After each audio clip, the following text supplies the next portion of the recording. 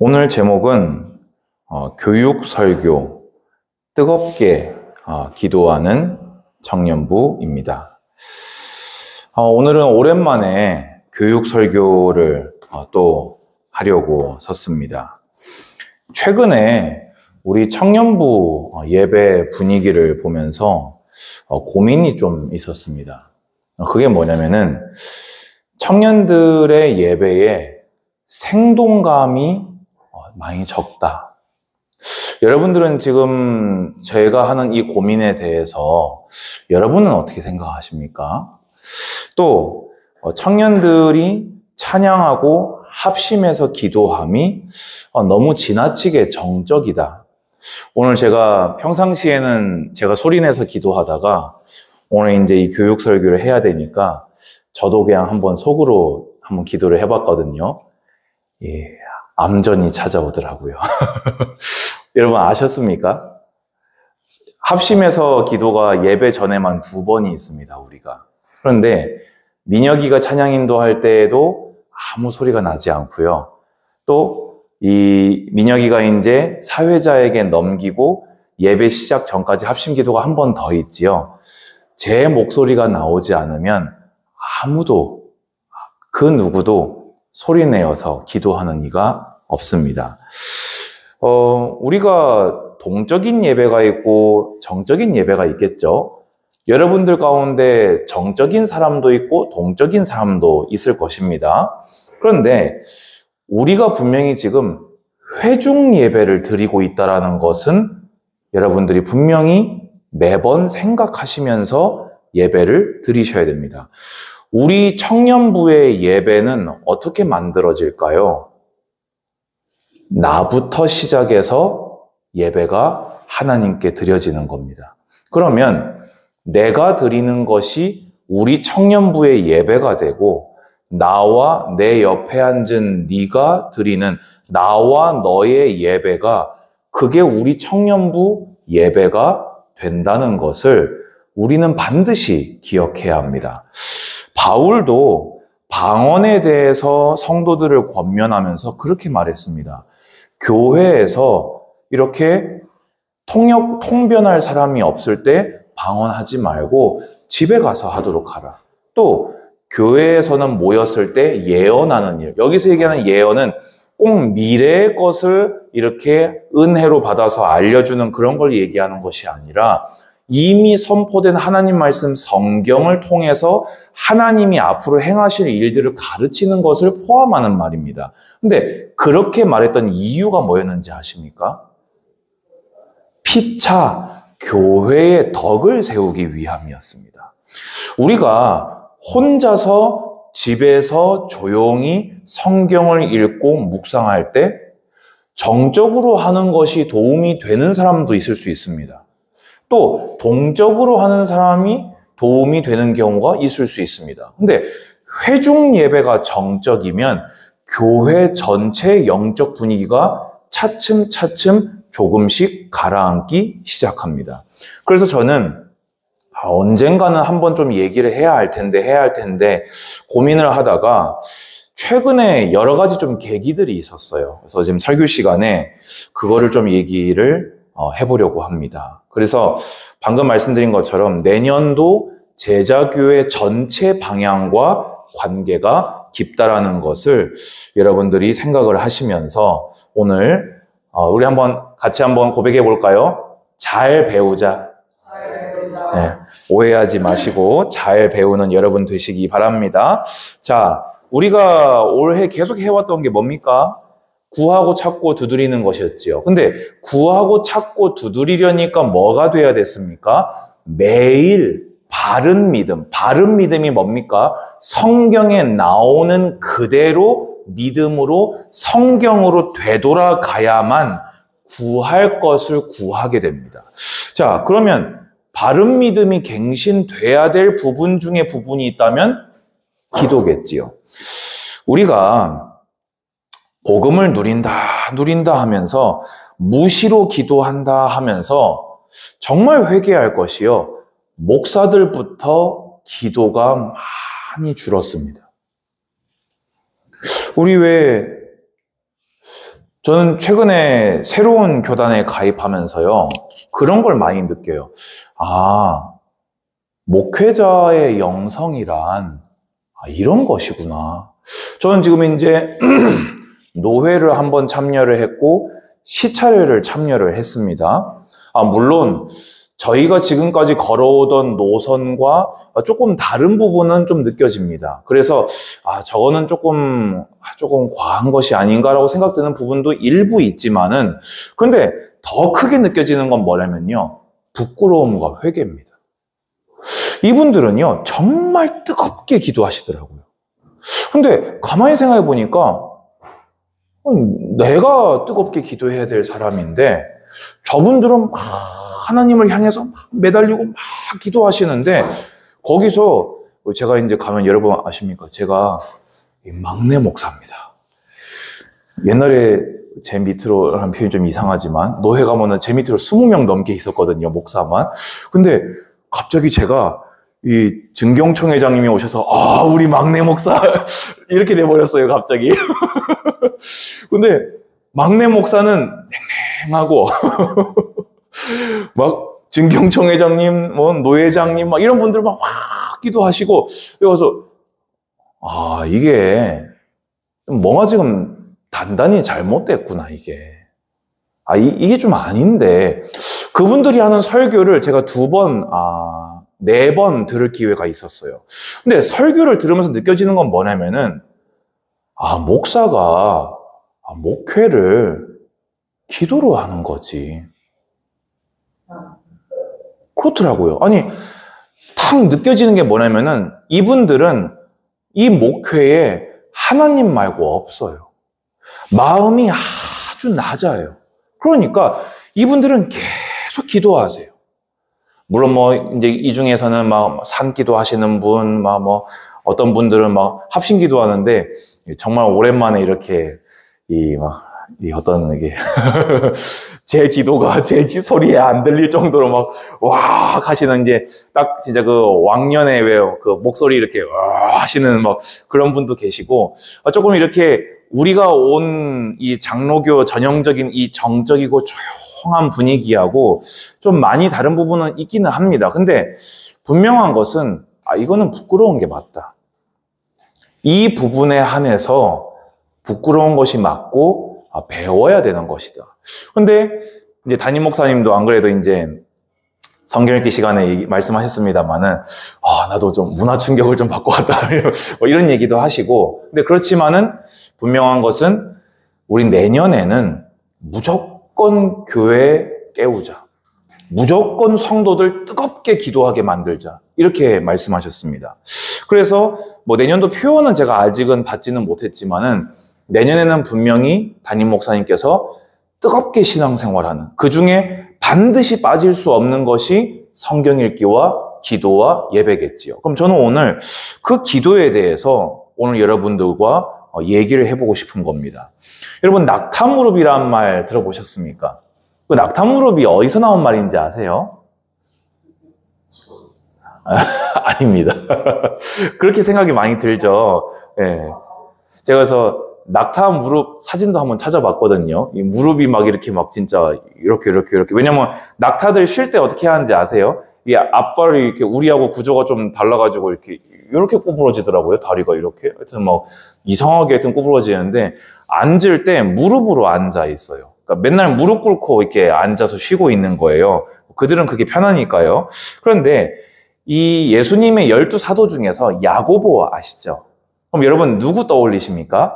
요한의 형제이자 첫 번째 순교자인 야고보를 제일 먼저 떠올리시죠. 근데 이 예수님 그 제자들 가운데 알페오의 아들 야고보 사도도 있었습니다. 그래서 별명이요, 요한의 형제였던 야고보, 첫 순교자는 예수님의 수제자였잖아요. 그래서 큰 야고보, 그리고 일절 어떤 활동에 대한 기록 자체가 없는 야고보, 알페오의 아들 야고보는 작은 야고보라는 별명이 있습니다. 그런데 이 기독교 역사학자였던 유세비우스라는 사람이 이 야고보, 작은 야고보를 보고 이 낙타 무릎을 가진 사도다라는 별명을 붙이고 나서부터 낙타 무릎이라는 말을 이렇게 목회자들이 쓰게 된 겁니다.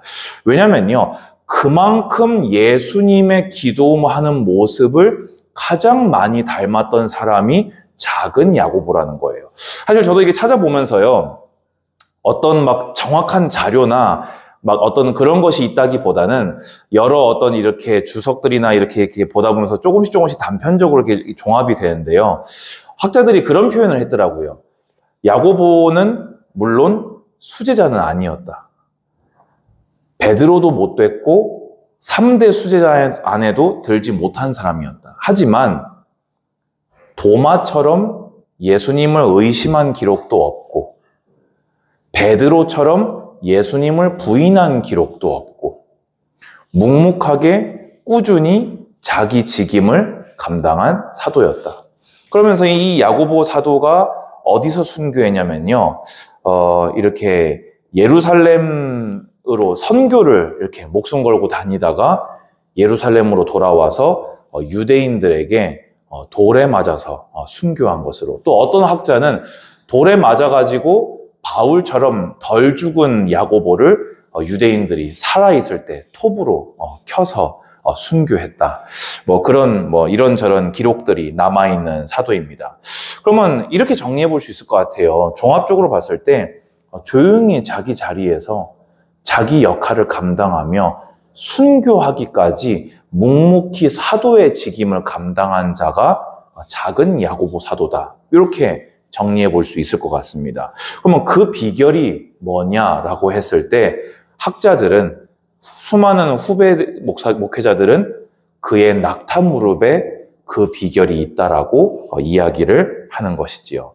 그래서 저도 여러분들에게 교육 설교하기 이전에 저는 정말로 이번에 새로운 시작을 하면서 강한 도전을 지금 받고 있습니다. 그래서 저부터 회개하고 성경적인 기도를 회복하려고 해요. 왜냐? 제가 성경 구절 앞에는 빼겠습니다. 예수님도요, 새벽 아직 밝기 전에 한적한 곳에 기도하셨거든요. 또 예수님은 누가복음에 또 한적한 곳에 기도하셨고, 기도하러 산에 가서 밤이 새도록 기도하셨고, 베드로, 요한, 야고보를 데리고 산에 올라가서 기도하셨고, 또 한 곳에 올라가서 기도하셨고, 항상 기도하고 낙심하지 말아야 할 것을 비유로 말씀하셨고, 힘쓰고 애써 간절히 얼마나 기도하셨냐? 땀방울이 피가 떨어지는 것처럼 진땀을 뚝뚝 흘리면서 간절히 부르짖어서 기도하셨던 분이 누구셨냐? 예수님이셨다는 겁니다.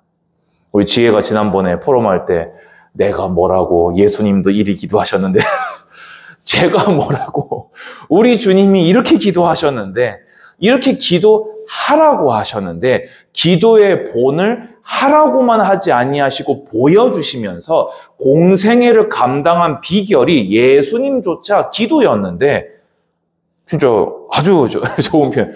제가 뭐라고, 여러분들을 섬기면서, 이 청년부를 섬기면서, 제자교회를 섬기고 언택트 교회를 섬기면서 내가 뭐라고 기도도 하지 않고 목회를 어떻게 한단 말인가. 저는 그래서 제자교회를 살리고 세우기 위해서, 우리 청년부를 살리고 세우기 위해서, 성경적인 목회를 해나가기 위해서 낙타 무릎을 가진 목사가 되겠다. 유명한 목사 안 돼도 좋으니까, 큰 교회 하는 목사 안 돼도 좋으니까 적어도 우리 목사님은 낙타 무릎을 가진 목사님이야. 그러면 되지 않나. 그러면 이제 두 번째입니다. 목사가 이렇게 결단을 할 때 우리 청년들도 오늘 이 예배를 드리면서 함께 결단하시기 바랍니다. 뭘 결단하냐? 뜨겁고 간절한 기도를 여러분들이 회복하셨으면 좋겠어요. 여러분, 우리 누가복음 21장으로 가볼까요? 누가복음 21장 34절에서 36절 한번 합독해 보시겠습니까? 자, 다 펴셨으면 34절, 36절 합독합니다. 시작. 너희는 스스로 조심하라. 그렇지 않으면 방탕함과 술 취함과 생활에 이르려고 마음이 분하여지고 뜻밖의 그날이 덕과 같이 너희에게 임하리라. 이 날은 곧 지구상에 거하는 모든 사람에게 임하리라. 그러므로 너희는 장차 올 이 모든 일을 미리 피하고 인자 앞에 서도록 항상 기도하며 깨어있으라 하시니라. 아멘. 여러분 어떻습니까? 이거 예수님이 하신 말씀입니다. 혹시 여러분 가운데 저는 이럴 일 없는데요 하는 분 계십니까? 그러면 그분은 예수님이 본 그 자신과 본인이 판단하는 본인의 갭이 너무 큰 사람입니다. 여러분 그거 아십니까? 지금 이 말을 듣고 있는 것이 예수님을 직접 만나서 예수님의 모든 가르침을 따라다니며 듣고 배우고 봤던 제자들에게 하신 말씀이라는 겁니다. 그러면 다시 나오는 말이 있습니다. 우리가 뭐라고 이 말씀에서 우리만 제외되겠습니까? 여러분 스스로 조심하십시오. 기도로 스스로 조심하십시오. 그렇지 않으면 방탕함과 술 취하며 여러분의 합리화는요, 우리 자신에게 너무 관대해요. 저는요, 이제 내 자신이 즐기는 오락거리에 대해서 관대함과 합리를 완전히 딱 끊어버리기로 작정했습니다. 이번에 제가 노회에 갔는데요, 감동된 게 있어요. 그게 뭐냐면요, 목회자들이 노회를 시작하기 전에 그 차류라고 있거든요. 차류책을 딱 펼치면요, 그 첫 페이지에 뭐라고 되어 있냐, 이 신앙 강령이 기록되어 있더라고요. 근데 그 강령 중에 하나가 눈에 탁 마음에 감동이 됐어요. 그게 뭐냐, 세상의 오락거리에 빠지고 그것을 즐기며 합리화하지 않겠다는 선언이 있었어요. 그거를 할아버지 뻘 되는 목사님부터 증경총회장, 노회장님, 직전 노회장님, 온갖 어른들이 다 일어나셔가지고는 청년들처럼 큰 목소리로 하나하나를 다 읽으면서 다짐하고 고백하고 그러고 노회를 시작하더라고요. 정말 지난 걸어온 길이 너무 부끄럽다. 너무 잘못 배웠다. 아니, 남 핑계 대면 안 돼요. 내가 잘못했다. 왜냐? 깨어있지 못했기 때문에.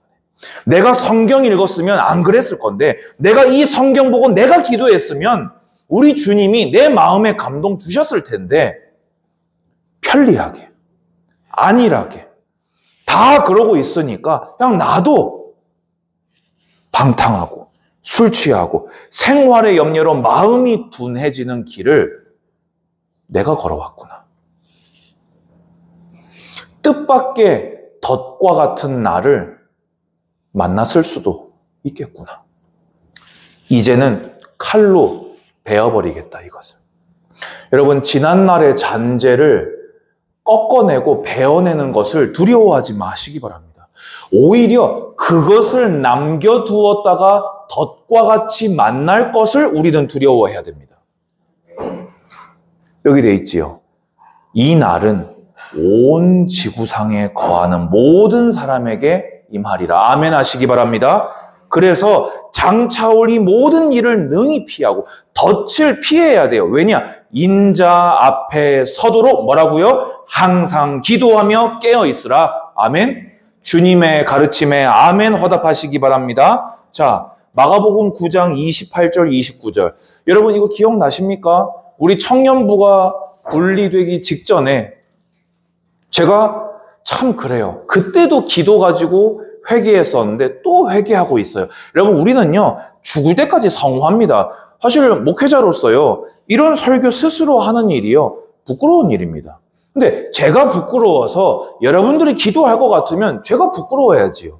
여러분 제자들이 왜 예수님한테 조용히 찾아왔습니까? 변화산에 올라가 있던 예수님, 베드로, 요한, 야고보 말고 나머지 9명의 제자들이요 귀신 들려서 벌벌벌 떨고 있는 아이를 구해주지 못한 거예요. 근데 예수님 와가지고 한마디 하시니까 귀신이 바로 나간 겁니다. 얼마나 민망하고 얼굴이 뜨거웠겠어요. 그래서 다 가고 나서 집 안에 조용히 찾아와서 우리는 왜 못한 겁니까? 예수님 대답 뭐였습니까? 기도 외에는 다른 것으로 이런 종류가 나갈 수 없느니라. 병행구절 마태복음에서는 너희 믿음이 적은 탓이라 종합해보면 믿음의 기도가 아니고서는 영적인 전쟁을 이길 수 없다. 여러분, 여러분들 하루하루 신앙생활 영적 전쟁입니다. 여러분 성경 매일매일 읽어지십니까? 여러분 매일매일 삶을 하나님께 예배로 드리고 있습니까? 여러분 지난날 죄의 흔적들을 이기고 자르며 가고 있습니까? 아니면 오히려 죄에 물든 생활이 증가하고 있습니까? 영적 전쟁입니다. 근데 왜 우리가 그걸 하지 못합니까? 왜 예수님께 민망한 얼굴로 우리는 또 이 설교를 듣고 있습니까? 믿음으로 기도하지 않았기 때문입니다. 사도행전 2장 42절, 47절 볼까요?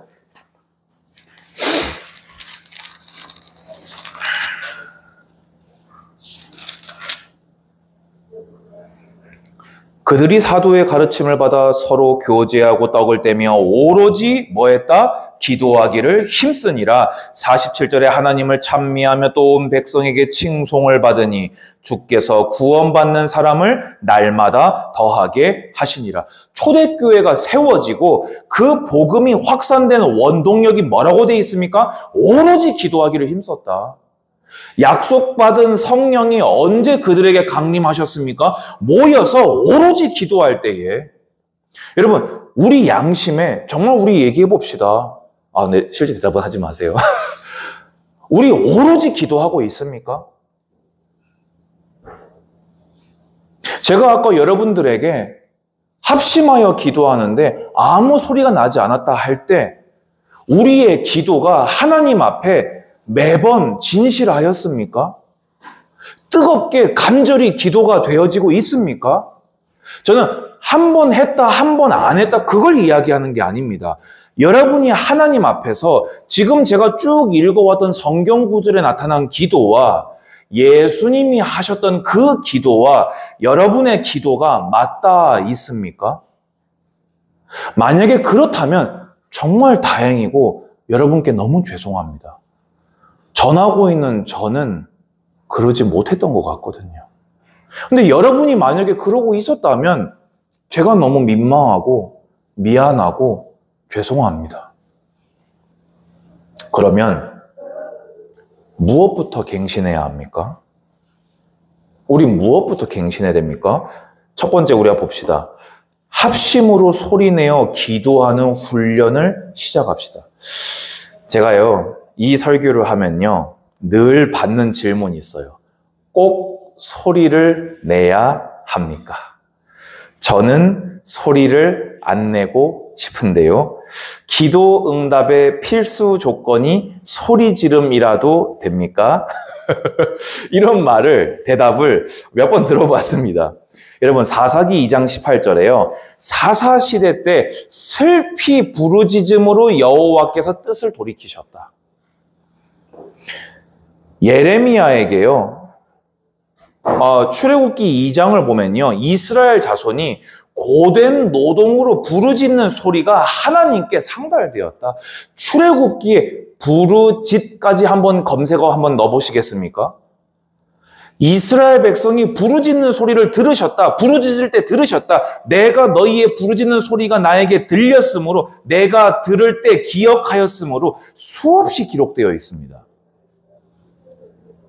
예레미야에게 심지어 뭐라고 하셨지요? 내년에 멸망할 그때 아직도 시위대 뜰에 갇혀 있을 때 너는 내게 뭐하라? 부르짖으라. 왜요? 조용히 묵상해 보라고 하시죠. 그렇잖아요. 기도의 원어 표현이 얼마나 다양한지 여러분 모르십니까?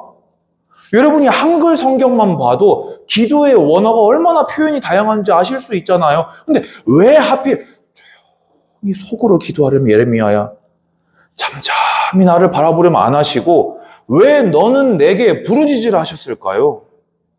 그래야 될 때이기 때문입니다. 여러분의 때는 어떤 때입니까?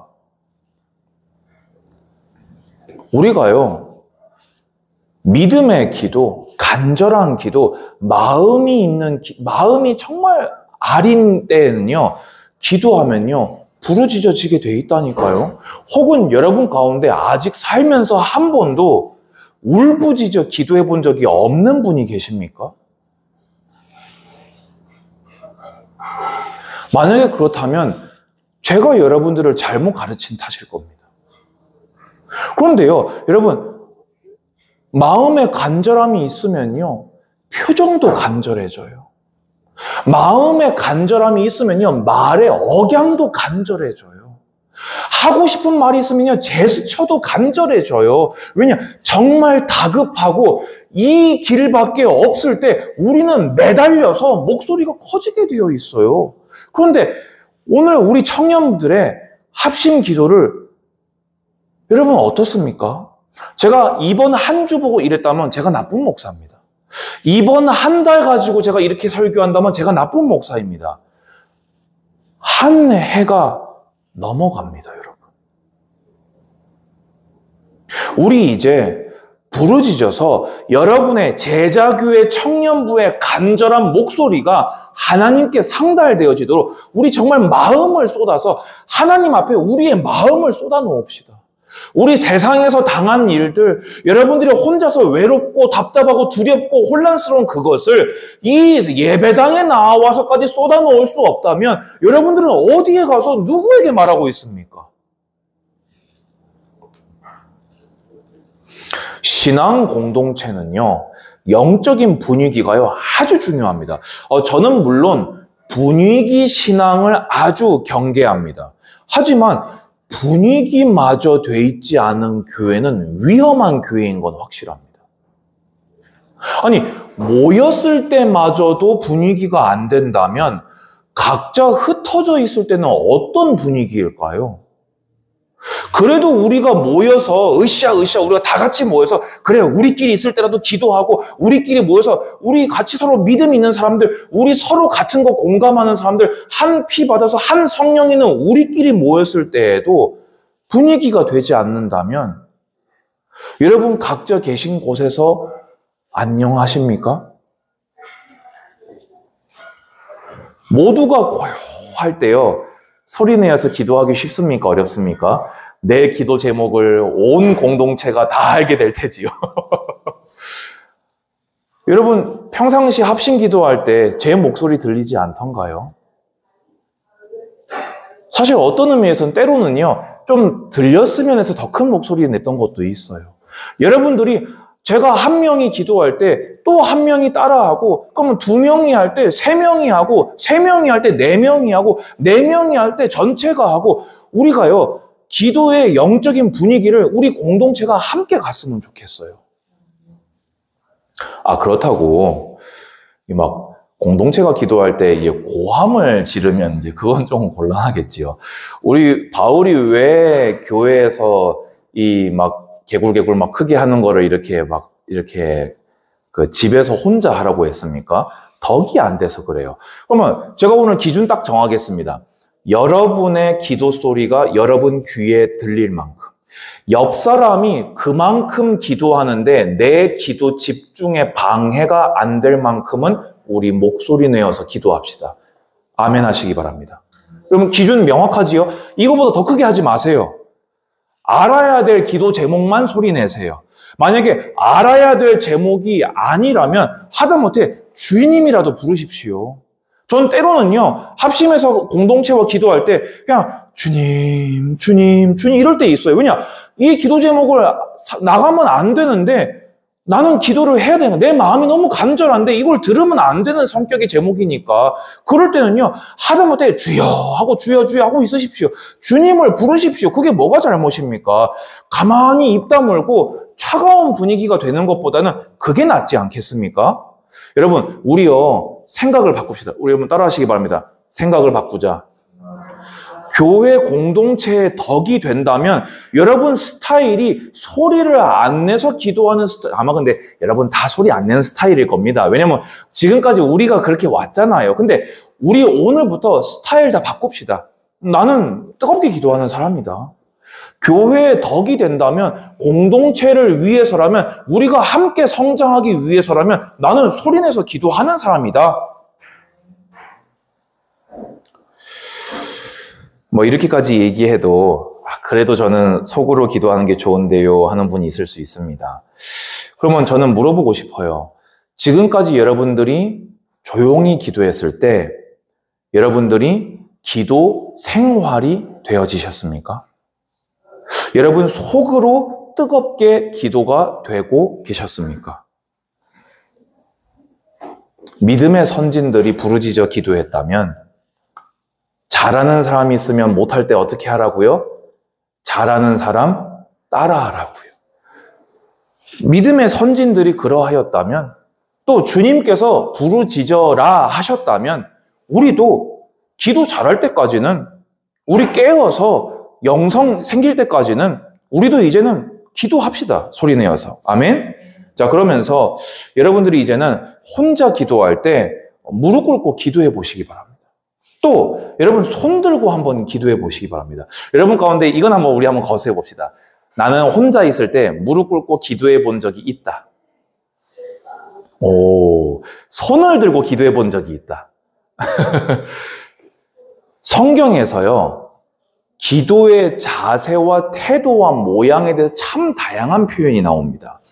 왜 소리내자고 합니까? 왜 무릎 꿇자 합니까? 왜 손 들자 합니까? 사람은요, 영혼 따로 육체 따로가 아니에요. 믿음이 몸으로 드러나고요, 몸으로 행함이 믿음이 되어져요. 우리가 무릎 꿇잖아요. 간절한 마음이 있을 때요, 무릎이 꿇어져요. 저는요, 전화로 성도들한테 아프거나 힘든 소식들 들었잖아요. 그 자리에서 바로 무릎 꿇습니다. 왜냐? 제 마음이 그래요. 이분이 어려우실 텐데. 그러면요, 무릎부터 꿇고 기도해요. 저는 어제도 무릎 꿇고 기도했어요. 우리 청년들 위해서 설교 준비할 때 무릎 꿇고 기도해요. 저는 강단에 서기 전에, 여기는 여건이 안 됩니다만은, 강단에 올라가기 전에, 예배 전에 무릎 꿇고 기도해요. 왜냐? 제 마음이 그래요. 근데 재밌는 게 뭔지 아세요? 반대로요, 제가 이미 믿음이 있는 사람이기 때문에 무릎을 꿇잖아요. 마음이 바로 서더라고요. 여러분, 집에서요, 정말로 소리내어서, 갑자기 여러분 방 안에서 개굴개굴 이러면 엄마 뛰어오니까 그러지 말고 조용히 혼자서 손을 들고 여러분 작은 목소리로 하나님을 향해서 아버지 하고 소리를 내보십시오. 마음이 달라요. 마음이 정말 달라져요. 여러분, 우리 진짜 뜨겁고 감동 있는 기도하는 사람들 다 되었으면 좋겠습니다. 연습하시기 바랍니다. 이게 연습까지 할 일입니까? 해야 됩니다. 우리 지금까지 너무 차가운 연습을 많이 했어요. 이제는 뜨거운 연습을 해서 온도를 좀 맞춥시다. 자, 그리고 이제 마지막으로 청년들의 대표 기도는 이제 좀 달라져야 된다. 왜냐? 여러분도 이제 다 집사입니다. 그렇죠. 청년 집사입니다. 또 앞으로 이제 받을 분들이지요. 여러분, 대표 기도는요, 말 그대로 아까 말씀드렸죠. 회중 예배예요. 회중 예배. 내가 혼자 하는 예배는 또 기도가 다를 수 있죠. 근데 회중 예배는요, 우리가 왜 영광, 찬미, 감사, 우리 기도해 보면 대표 기도 사실 거의 비슷합니까? 안 비슷합니까? 서로가요? 비슷해요. 왜냐?